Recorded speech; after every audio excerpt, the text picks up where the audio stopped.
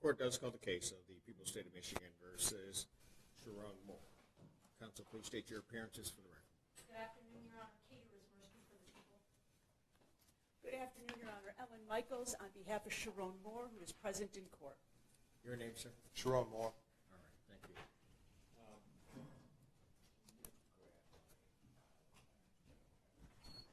All right.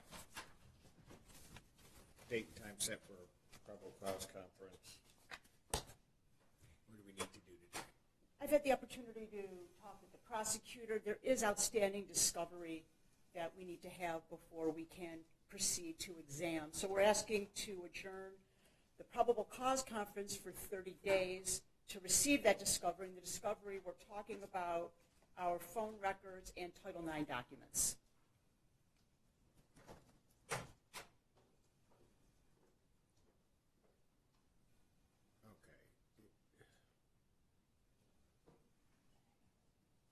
Are the people going to be in possession of Title IX documents or have access to those? I guess.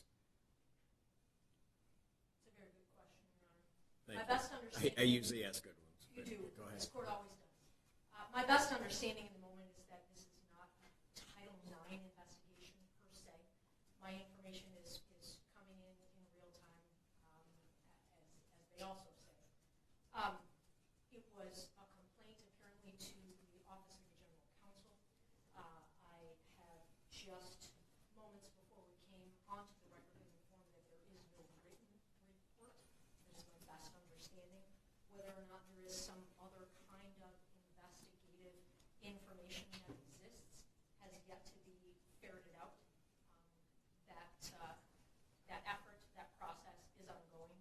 Ms. Michaels is correct in the aspect of phone records are being sought. All of the, just so the record is clear, all of the evidence and discovery that we have has been furnished to defense, but the investigation is ongoing. Whether or not 30 days is sufficient is a live and a good question. Okay, well, let me just make sure that I'm clear. Whether 30 days would be sufficient for phone records is questionable, or for everything that Ms. Michaels indicated? I believe my thought was everything, but I think that also applies to phone records. Quite frankly, Judge, I don't know what that timeline is. I can try to find that timeline out and communicate that to the court and counsel, but I don't have that. Okay, and I guess I'm not, what I don't want to get to, I guess, is a point where we're at a certain point, it may be ready to be set for exam or do whatever, and everything that these records, I'm presuming, Ms. Michaels, that you're saying from the U of M, that are records from the U of M. Correct.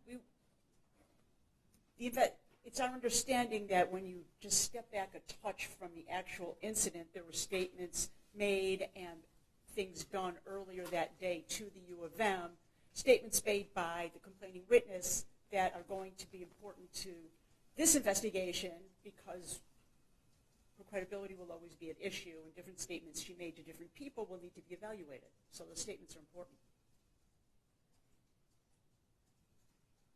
Okay, I get that, but those, I mean, aren't those documents or statements that you can get on your own, or? That's a great question. I can issue a subpoena if the court is willing to sign a subpoena. I will send a subpoena myself, but I do know based on the police reports that the prosecutor's office is also seeking those documents, and in my experience, people are much more ready to turn over documents to a prosecutor's office than to a defense attorney. We may quibble about that. Yeah, I don't. Depends on one's view of life. But I take no issue with discovery flowing through us. Yeah, right. I don't have a problem with that either. It's just I'm trying to figure out if the request is made. So, because are you attempting to try to obtain those documents? I am. Okay. once you obtain them, if you do obtain them, you're going to inform counsel or provide them to counsel. Gotcha. One more thing, Your Honor, for due diligence sake, maybe I should submit to the court a subpoena for signature, and of course I'll serve the prosecutor, and I can also submit a subpoena requesting those records, having them returned to the court. Well, having the results come to the court. Correct. Okay, and then we would. Okay, I don't have a problem with that if we're the go-between that it comes here and then goes out. I don't necessarily have that, so unless there's some legal objection to it, if you submit a subpoena to the court, I would sign off on it, I guess, to try to get this, so we get this thing moving. 30 days. So,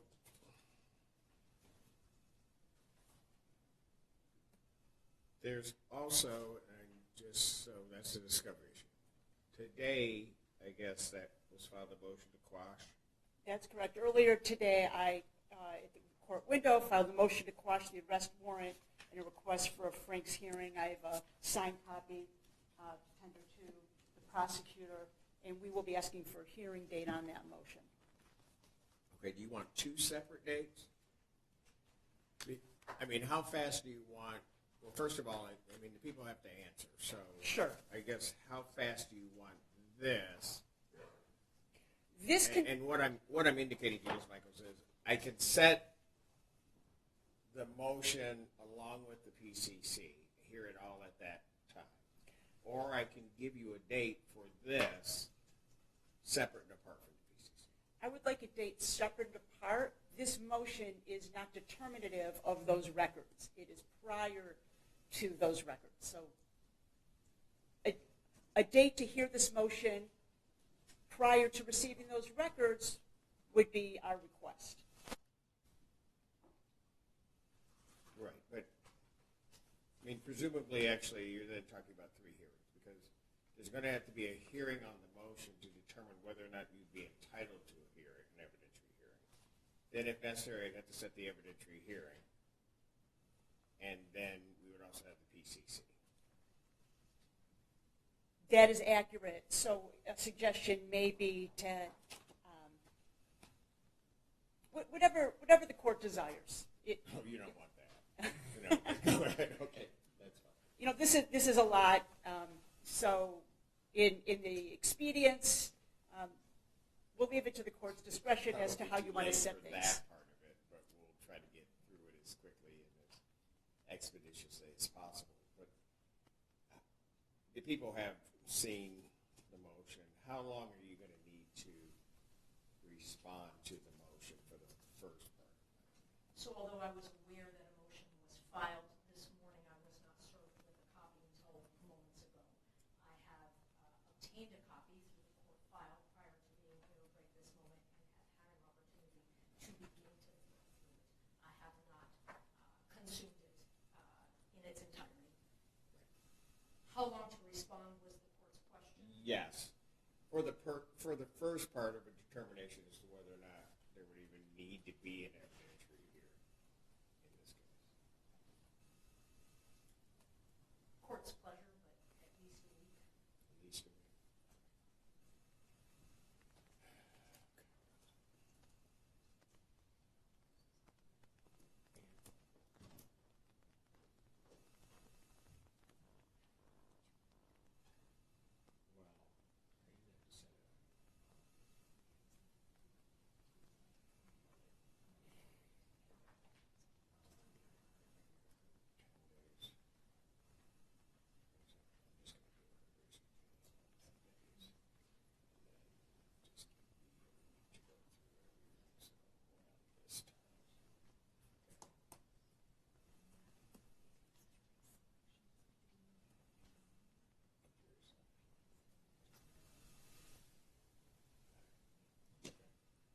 Will that work?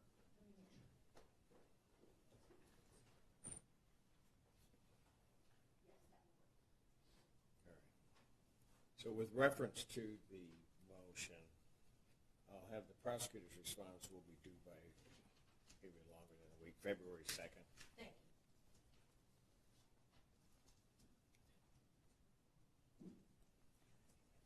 you. February 2nd, 2026. I will then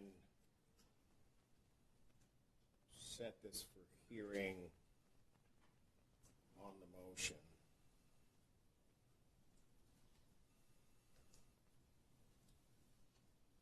For February 9th, 2026, at 1 p.m. Your Honor, may I speak up? Yes, go ahead. In the moment, I have a murder case set to start on that date. That's That may change, even within the end of the day today. That may get moved. But in the moment, that is day one of the murder trial. that's day one. That's not a good date for me either, Judge. You give me a date and let's see what we can figure out.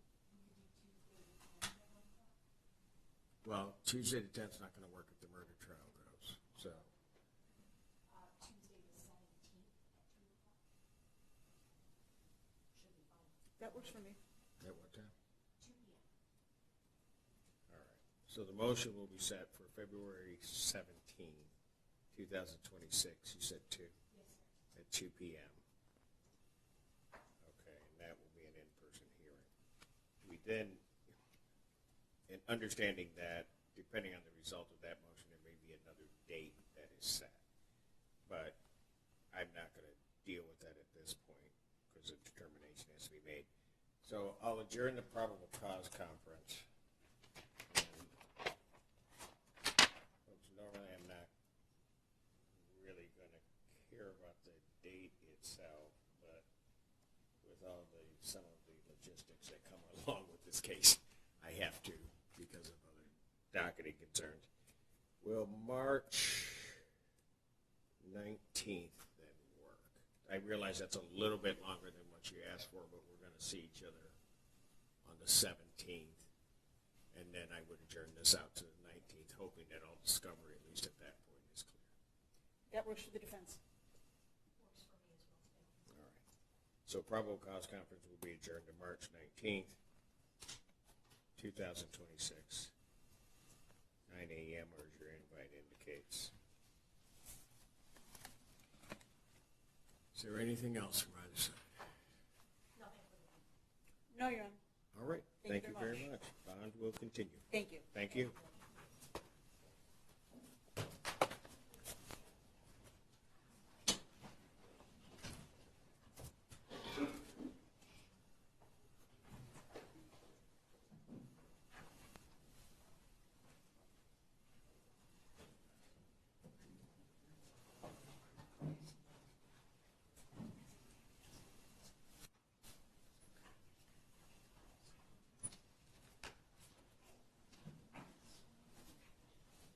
Court does call the case. People versus Francisco Quazeda Loretta. Assistant Public Defender, Tamara Carey, I can rule, Your Honor, on behalf of my client who should be on Zoom, Judge. There. Loretta.